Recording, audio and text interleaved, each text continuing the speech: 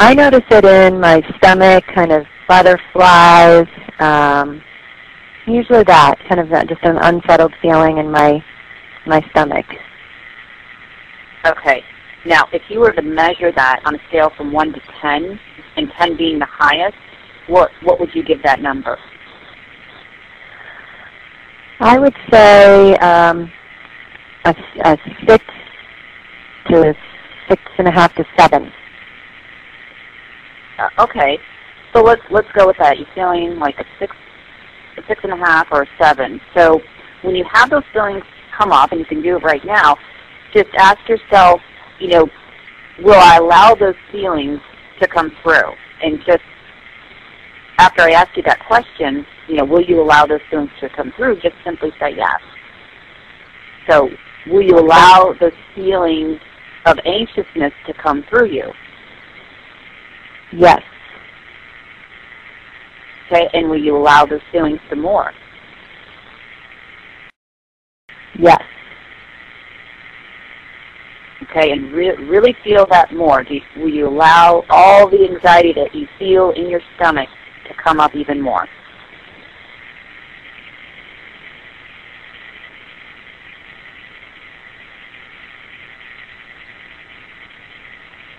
Yes.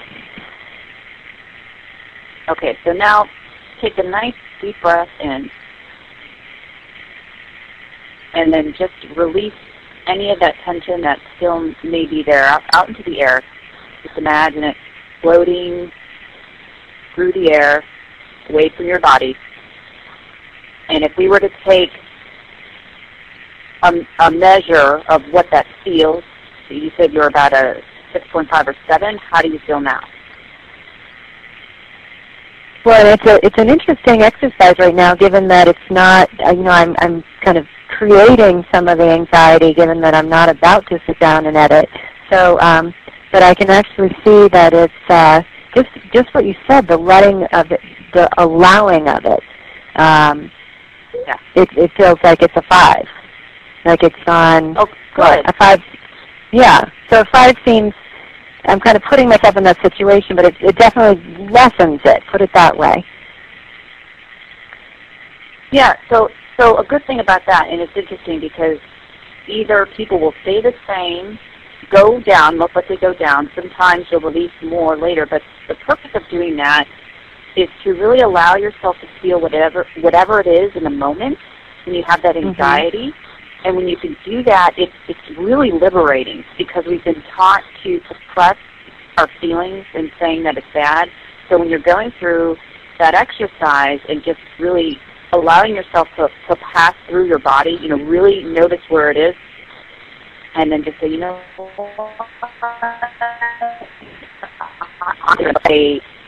once you sit down and write, you will feel a lot lighter.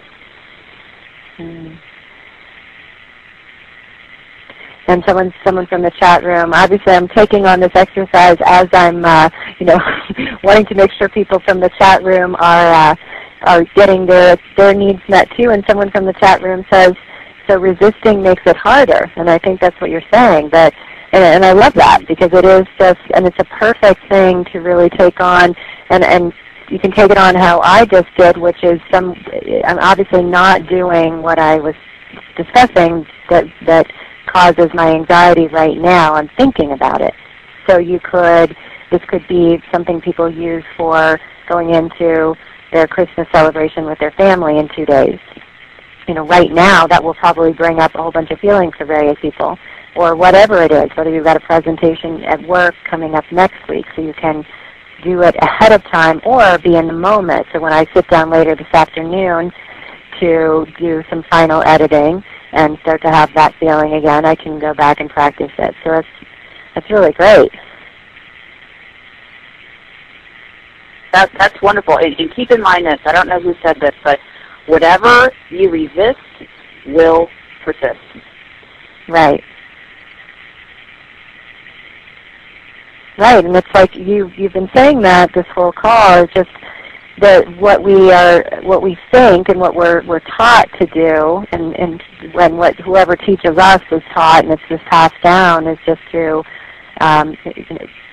kind of go forward and not necessarily stop and be present to whatever it is we're feeling. It's just kind of go from one thing to the next. So this is something we need to practice for ourselves in being present and looking at what we're attracting and looking at our thoughts and in doing an exercise like you just did with me. So, and then we're not resisting any longer. We're embracing and allowing.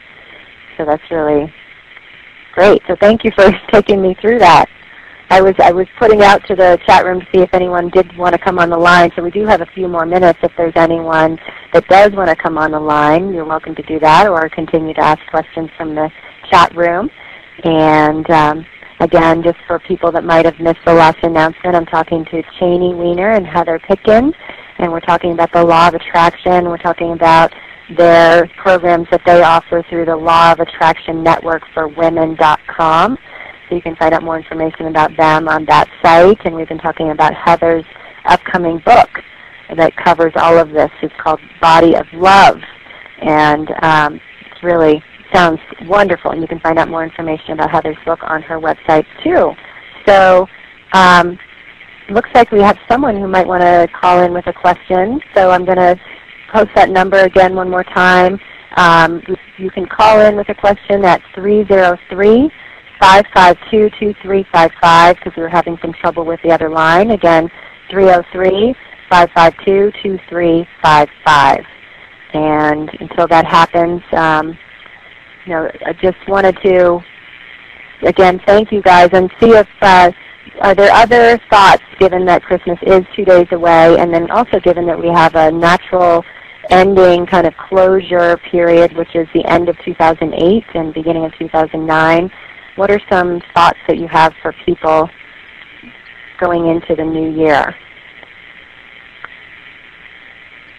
Yeah, I would like to say that, don't get stuck in the past. Because people tend to reflect too much on the past year and said, wow, how come I didn't do this? How come I didn't get, as far as I wanted to? Or, you can really beat yourself up. Or you can project yourself too much in the future. Oh, it's going to be a great year. I can't wait until, 5 months into the new year and whatnot. So the key is, we've been talking about really being in the present, where Cheney was.